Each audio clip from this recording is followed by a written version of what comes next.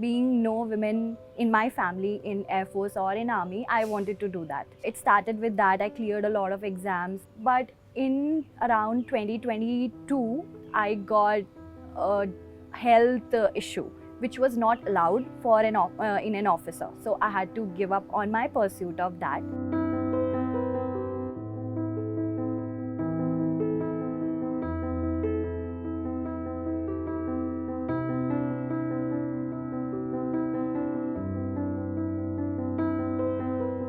So my name is Mansi Tyagi and I have been born and brought up in Delhi with a nuclear family, and I have completed my BTech in electrical and electronics engineering. From there, I did my first job at DSML power plant, which is in Moradabad, as the first female plant engineer. Then I was also preparing for Air Force and cleared a lot of exams, but finally couldn't make it because of some health issues. Then prepared for all the MBA exams and landed up here.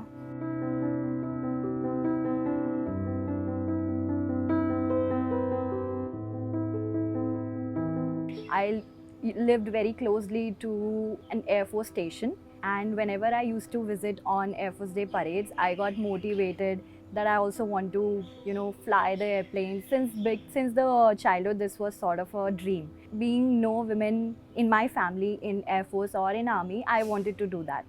So it started with that. I cleared a lot of exams like AFCAT, CDS, and engineering entry exams. But every time I would reach to the last step of the process but could not make it.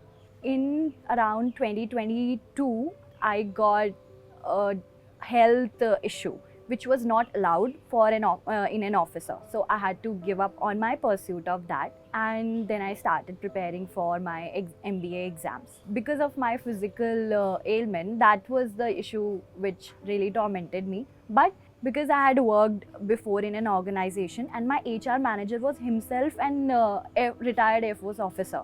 So I shared a very good rapport with him. He was there by my side to motivate me to pursue through CAT and that and become a good manager. So he showed up faith in me, and that's why I could carry on with my journey. It was definitely tough to accept the destiny, but one thing I've always believed in is that no matter how many difficulties come your way, you have to keep an open mind. If something is not working out, accept it and then move on to the next one. Because I had given my 100% into the preparation, so I was sure that I could not do more than this. So it is the best time to move on to the next thing. So the AFCAT exam and CDS exam have a section of aptitude, and they also have a section of general knowledge. So everything was linked. Just the CAT exam and XAT exam are one notch higher than AFCAT and CDS exam in difficulty. As my base was clear, I was able to catch up on the preparation for CAT and XAT in about 3 months. That helped me a lot.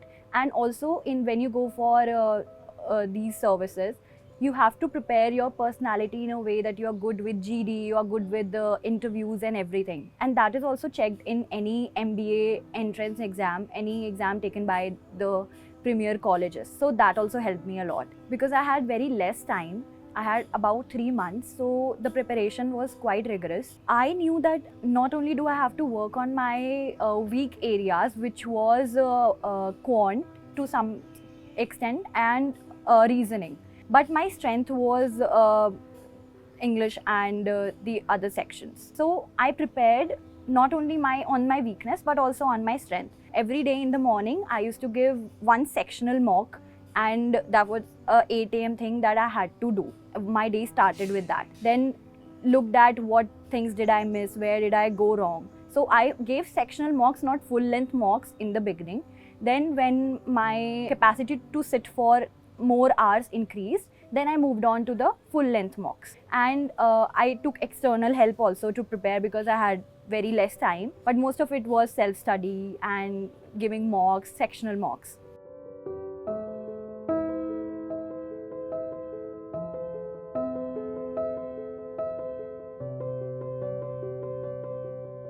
When I went for the plant role, which is not actually very common in the people of my college who were graduating, not only shocked my friends, it also shocked my parents, because I had always been living in Delhi, and suddenly to go out of Delhi, that to Moradabad, which is not very heard of. It was a challenge for my parents to accept, but I really persistently went through it, that I really want to go. I don't want to stay at home. I want to learn. Joining there, I got to know that I'm the first female plant engineer.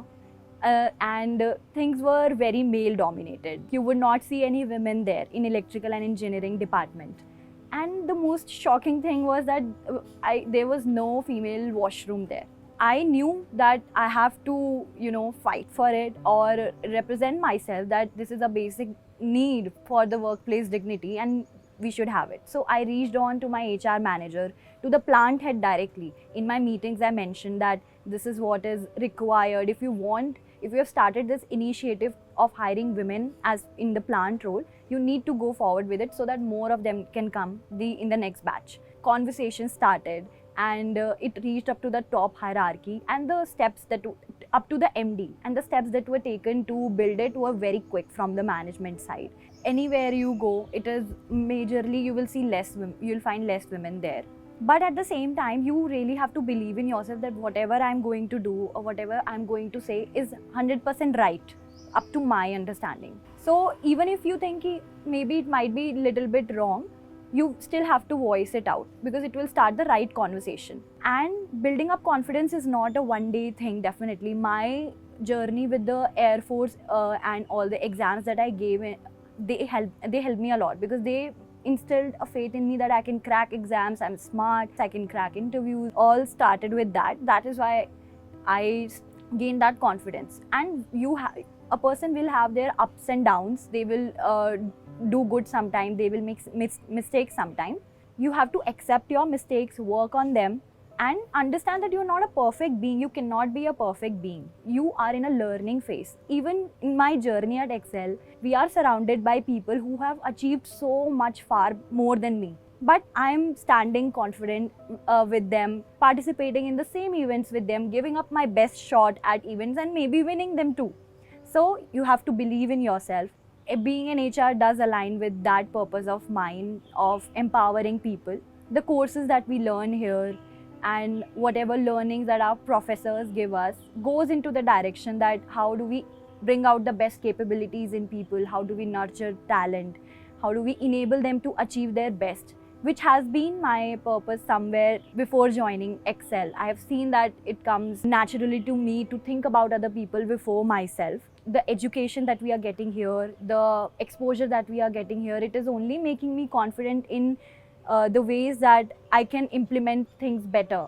Whatever is there in my heart or in my vision, I can implement it better and bring about change in organizations, in places where I want to be at.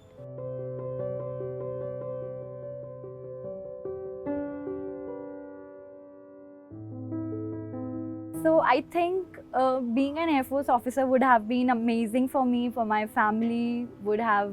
But even here, maybe I'm the first person to be an Excel from in my family, to be able to achieve this. I will be able to do things in a much better way. I feel myself more confident. And I saw that even in my internship period, Excel gave me the best opportunity to be at Unilever as an intern and doing project there. Being with women who had the same vision like mine, being in a room full of women, it was very empowering for me, and it reinstilled my faith that women can make impact, they can make changes that they want to do. I think what I would really want to say is that life is full of failures as well as successes. It is upon you to turn that failure into a success. Make the most out of that failure, learn the most out of it, where you went wrong, what can you do better, and take it as a action of course correction, that nothing wrong has happened, just it's some course correction. Whatever is going to come next will be even better for me, the best for me in fact. Always have that mindset and take your failures head on, fight for whatever you want to achieve in life and go forward with it with a positive mindset.